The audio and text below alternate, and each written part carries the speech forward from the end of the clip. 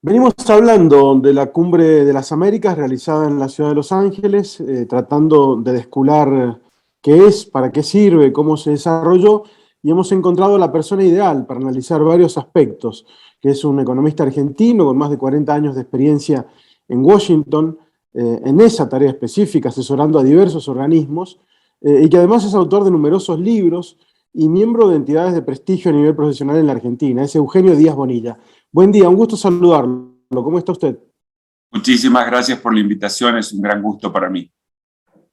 Básicamente estamos analizando la participación de la Argentina en la Cumbre de las Américas desde la perspectiva en la que creo que coincidimos, que es fundamental que Argentina esté presente y lo estuvo. Ahora, en su balance de la presentación de nuestro país ante ese evento en donde Estados Unidos es anfitrión siempre, por más que se realice en diversos países, ¿cuál sería la conclusión principal? ¿Sirvió? ¿No sirvió? ¿Se aprovechó lo suficiente? ¿Se desaprovechó? ¿El presidente Alberto Fernández trabajó para la CELAC en lugar de para la Casa Rosada? Primero un punto de aclaración, el anfitrión, la primera reunión en Miami fue Estados Unidos, ahora es Estados Unidos, pero después el anfitrión de los summits, de estas cumbres, es el país que los recibe, ¿no? La anterior había sido en Lima, después la anterior había sido en Panamá, Argentina fue en el 2005, a mí me tocó participar porque en ese momento estaba como director ejecutivo del BID, y entonces estuve en la sala de los presidentes, me tocó ver la conversación que hubo entre los presidentes, que es diferente de los discursos. O Exacto. sea, una cosa son los discursos que salen y otra cosa después es la discusión o la conversación que tengan entre los presidentes, que creo que es un punto para poder analizar mejor el punto que usted hacía, Gabriel, ¿no? O sea, ¿cuáles son los resultados?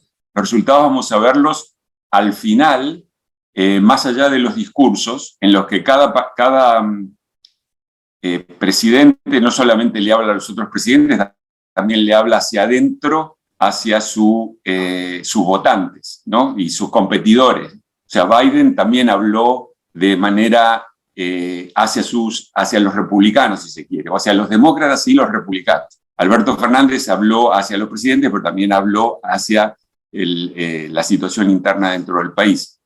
El tema es si él habló más como CELAC que como para Argentina.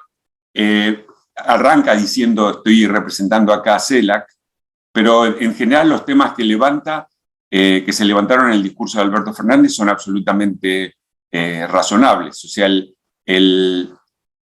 a ver, si Biden no invitó a Cuba, Nicaragua y a Venezuela, también tiene que ver, obviamente, con los principios democráticos. Está muy bien, yo había sugerido más bien que en lugar de no invitarlos, decir que uno tenía que acordar ciertos principios democráticos. Hay una declaración sobre democracia, una de las 5 declaraciones sobre democracia, y esa declaración sobre democracia tiene un seguimiento, acciones que hay que tomar.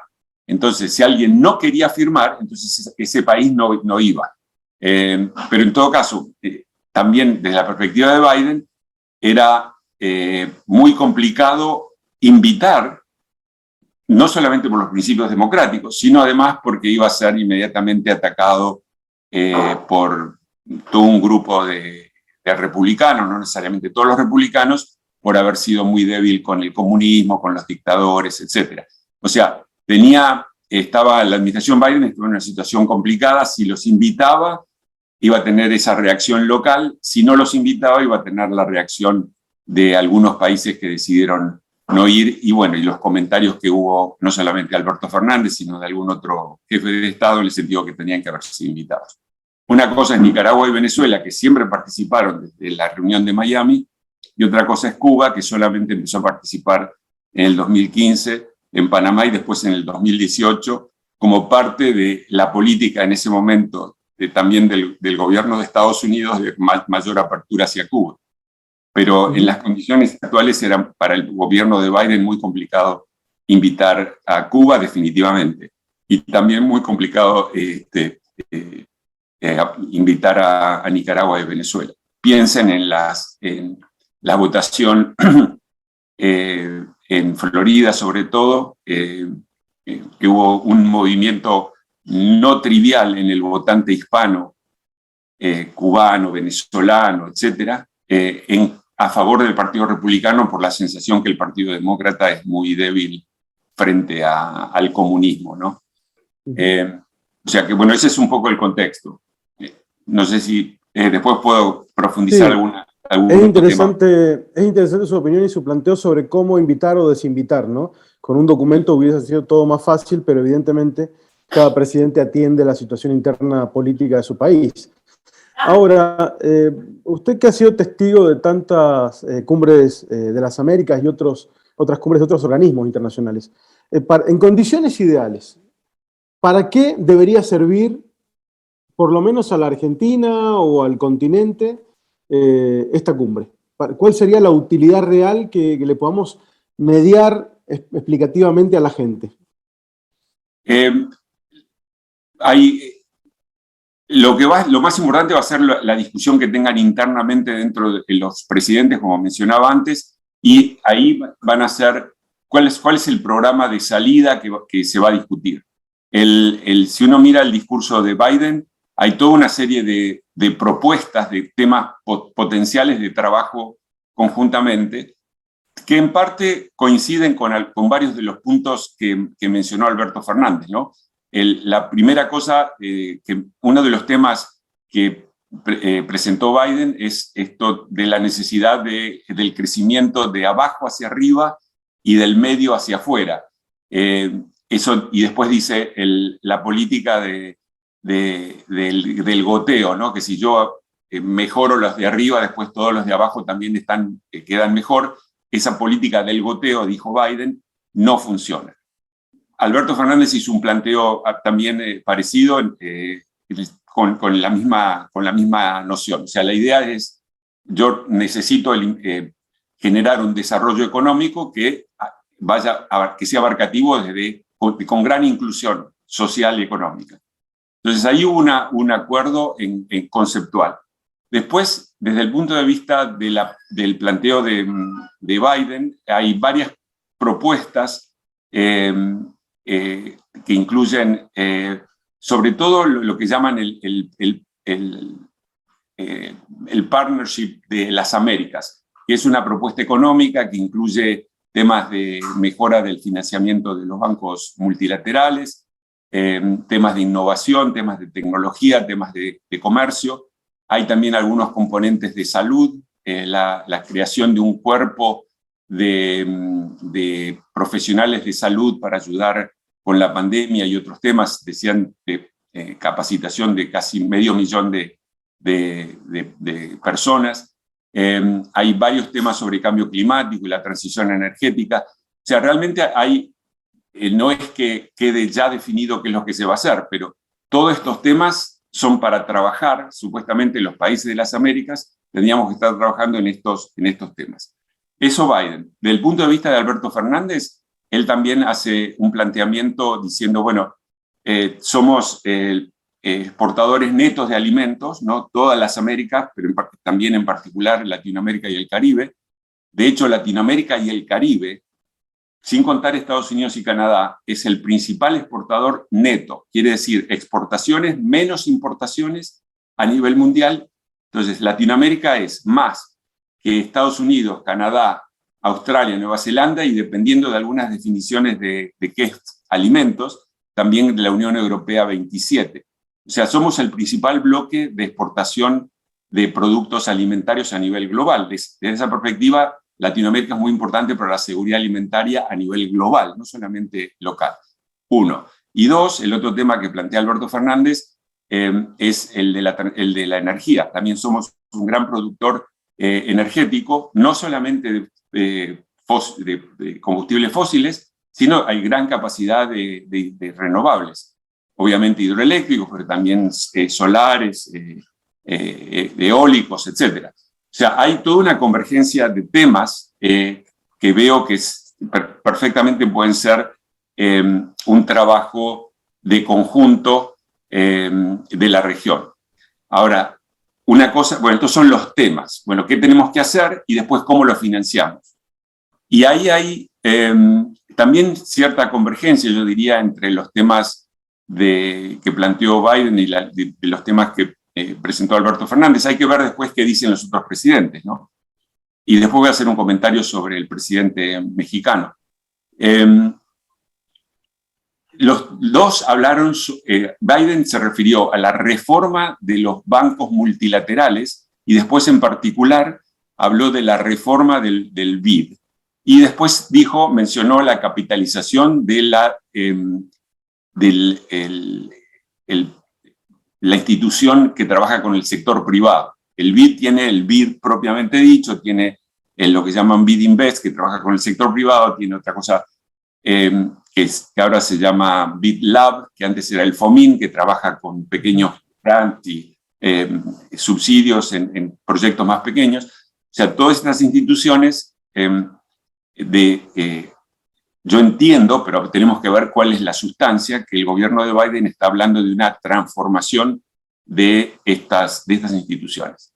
Por su parte, el presidente Alberto Fernández planteó la necesidad de que el BID vuelva a tener una conducción latinoamericana y del Caribe como tuvo desde que fue creado, ¿no es cierto? Con la administración Trump eso cambió y hay un presidente estadounidense y que a su vez tiene toda una serie de problemas y dificultades, más allá del problema ético del cual está siendo investigado. Me parece que más importante, o mejor dicho, no más importante, si se prueba lo que se está diciendo es muy importante, pero también es el hecho de tener una visión para el desarrollo de Latinoamérica, que en mi opinión el actual presidente del BID no la tiene. Entonces, aunque más no sea desde esa perspectiva, tendría que haber una renovación en la conducción. Y el presidente Alberto Fernández está pidiendo una renovación en la conducción, que vuelva, dice, a manos latinoamericanas.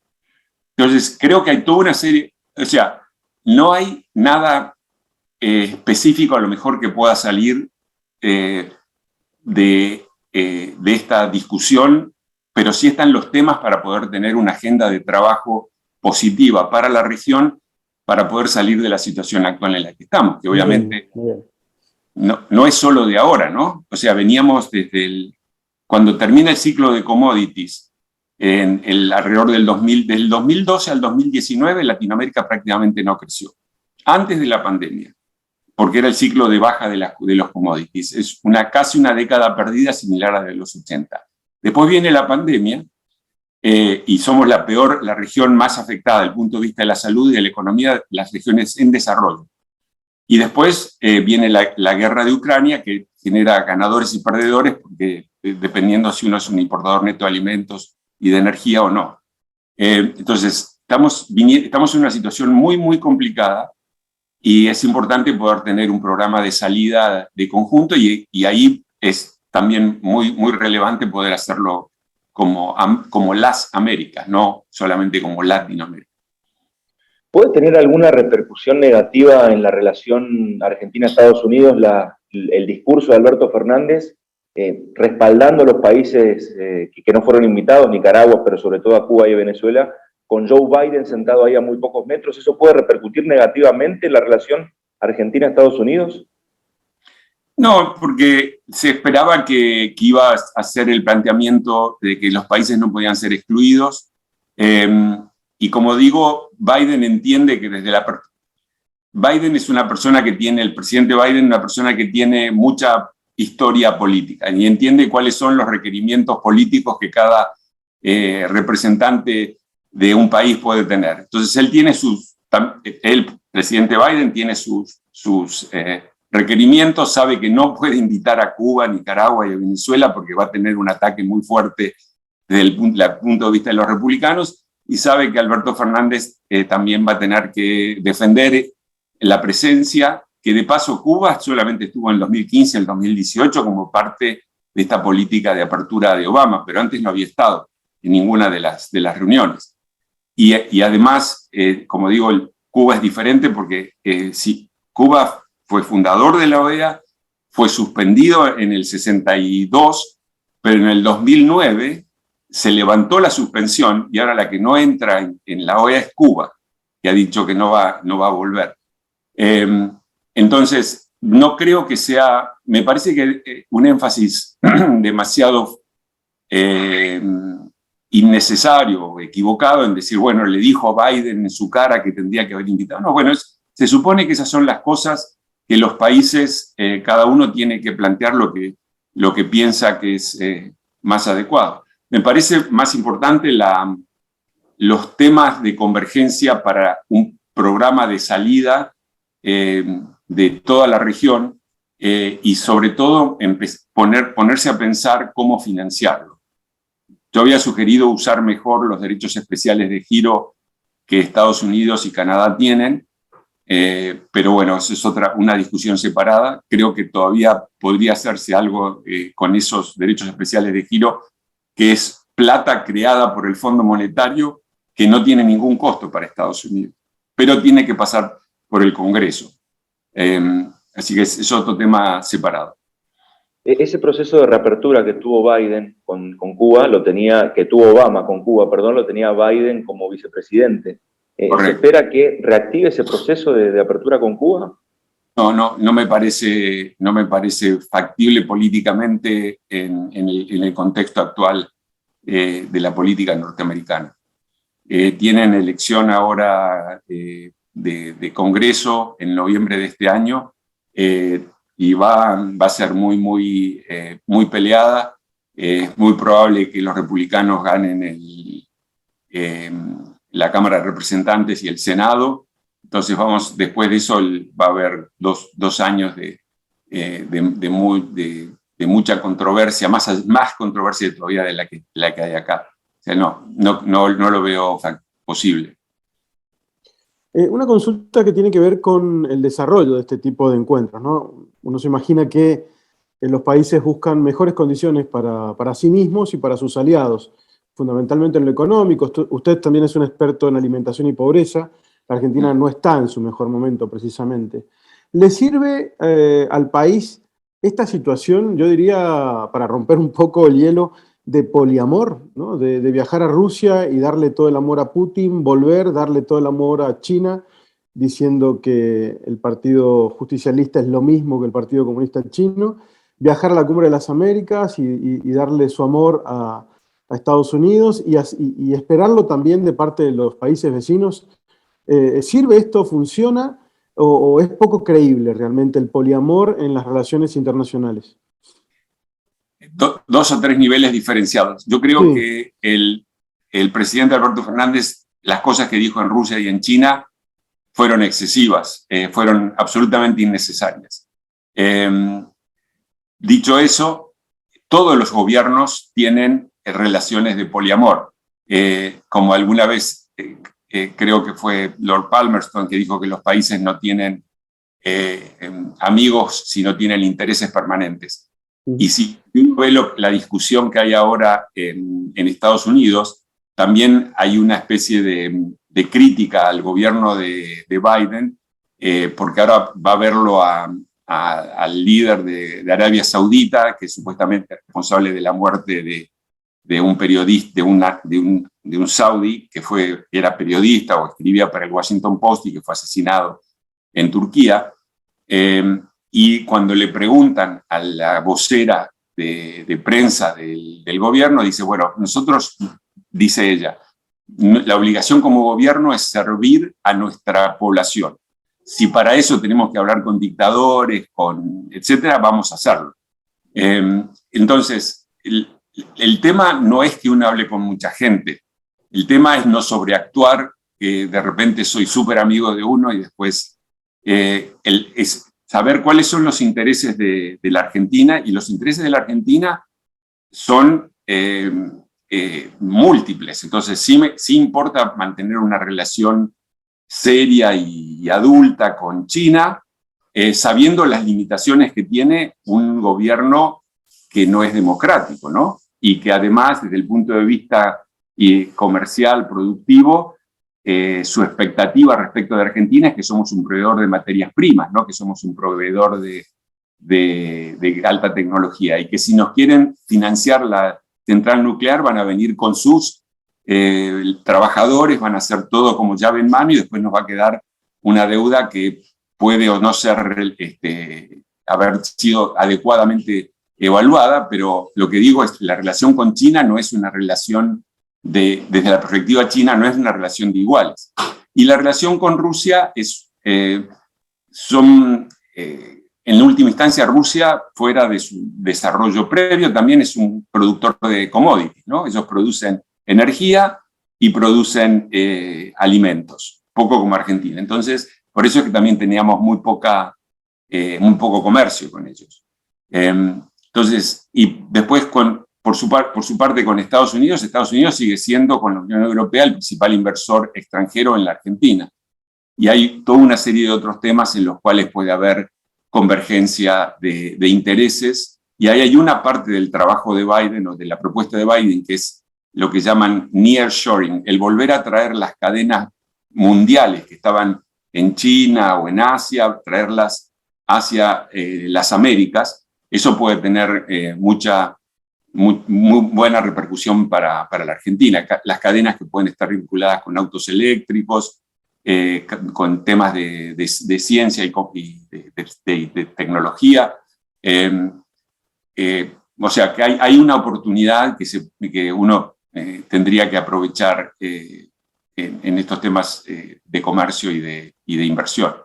Pero definitivamente sí, todos los países tienen poliamores. Lo único que hay que hacerlo, como digo, con seriedad, recordando los intereses nacionales, sin sobreactuaciones y pensando siempre en los intereses permanentes que cada país tiene. Recién hablaba de la Cumbre de las Américas en Mar del Plata, en 2005. ¿Qué hubiese pasado si en aquella cumbre finalmente se aprobaba ese acuerdo de libre comercio de las Américas, que fue resistido más bien por una cuestión ideológica, ve uno con el paso del tiempo, pero cómo estaríamos hoy, cómo habría impactado un acuerdo de ese tipo? Es una excelente pregunta, muy difícil de responder. Yo estaba en la sala de presidentes y una de las cosas muy interesantes, y la cité un par de veces en artículos, es un comentario que hizo George Bush, hijo, ¿no?, que era en ese momento el presidente de Estados Unidos. Dice: si estamos juntos, las Américas, es la única manera que podemos, y no dijo pelearnos o enfrentarnos con China, usó la palabra face. Face significa como tener en cuenta o poder interactuar con China. Si estamos todos juntos, las Américas, podemos interactuar con China.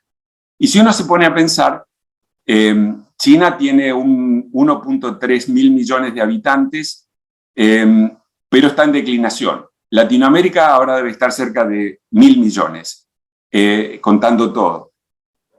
En 2050, probablemente, como China está bajando en población y Latinoamérica y el Caribe, más Estados Unidos, más Canadá, está subiendo, las Américas van a tener más población que China. 1. 2, tenemos desde ya mucho mayor PBI que China. Entonces, no parece irrazonable decir, bueno, tenemos que trabajar como las Américas. Y en las Américas tenemos tecnología, tenemos alimentos, tenemos energía. Entonces, sí puede haber un programa conjunto. La diferencia que hubo, y a mí me llamó mucho la atención oyendo la discusión en Mar del Plata, es la diferencia de concepción sobre qué es integración económica que uno puede tener, que viene del Tratado de Libre Comercio de Canadá y México, en relación a lo que tiene la Unión Europea. El Tratado de Libre Comercio, primero, en Europa es un mercado común, quiere decir que todos tienen un arancel externo común. En el Tratado de Libre Comercio, cada país tiene sus aranceles diferenciados, pero tienen una serie de reglas internas de comercio dentro de ese bloque, pero son aranceles muy diferenciados. Primer punto de gran diferencia. Pero lo más importante, me parece, es que el programa de Europa era como un programa de construcción democrática y solidaridad entre países. Entonces había todo lo que es inclusión social y compensación para los países más pobres, etc. En el caso del NAFTA o del Tratado de Libre Comercio de Canadá y México, eso no existe. O sea, es la visión del Tratado de desde la perspectiva de Estados Unidos y de lo que se negoció con México y Canadá, es mucho más legal, son miles de páginas de aspectos técnicos de comercio, mientras que lo que uno ve en Europa son menos textos legales y más proceso de diálogo y de construcción con infraestructura, con inclusión social, con cláusulas democráticas. O sea, es una manera de integrar, de construcción de integración diferente. ¿Qué hubiera pasado si se hubiera seguido? Difícil de decir, yo no estoy seguro. Primero, no fue solamente, me parece, Argentina. Yo me acuerdo, yo creo que Brasil tampoco estaba de acuerdo en avanzar en esa dirección. O sea, pero Kirchner estaba como presidía de la reunión interna de los presidentes, entonces él daba la palabra y después todos hablaban. Lula habló muy poco, Bush dijo lo que acabo de decir, y el que yo creo que fue el arreglo que tenía con Kirchner, que era patear la pelota, o sea, hacer tiempo, fue Chávez, porque Chávez apareció con un montón de libros, se sentó en su escritorio, y entonces Kirchner le había dado la palabra y empezó a leer de los libros que tenía, ¿no? Entonces decía, acá el licenciado González Fernández, no sé, cualquier nombre, porque no citaba gente que no sé quién era, pero agarraba el libro y entonces decía, acá el licenciado dice bla, bla, bla, bla. Y habló. En un momento Kirchner le dice, presidente, entonces el otro cortó. Pero fue como hacer tiempo para no llegar a ninguna conclusión. Y me acuerdo de Ricardo Lagos, que él dice, bueno, acá tenemos intereses diferentes, igual las Américas estamos integrados, tenemos más comercio, tenemos integración educativa, familiar, entonces, bueno, tenemos que seguir en esta línea y veremos qué es lo que pasa más adelante. Y ahí quedó. No, eran momentos también de mejores condiciones económicas, ¿no? Argentina estaba creciendo muy fuerte, toda la región estaba creciendo muy fuerte, era el ciclo de alza de los commodities. Entonces, tampoco había tanta necesidad de esa integración legal tan fuerte que planteaba, que aparecía como una de las posibilidades. Pero hubo otros temas, ¿no? O sea, todo el tema sobre democracia, intercambio de tecnología, etc. Pero es una pregunta para evaluar qué hubiera pasado, ¿no? Y es un tema aparte para otra conversación, porque es muy interesante también. Doctor Eugenio Díaz Bonilla, se nos acabó el tiempo, ha sido realmente interesante, nos ha ayudado muchísimo a comprender el estado de situación y ojalá podamos encontrarnos en un nuevo diálogo en algún momento. Muchas gracias. No, gracias a ustedes, un gusto. Que tenga buen día. Es lo mismo.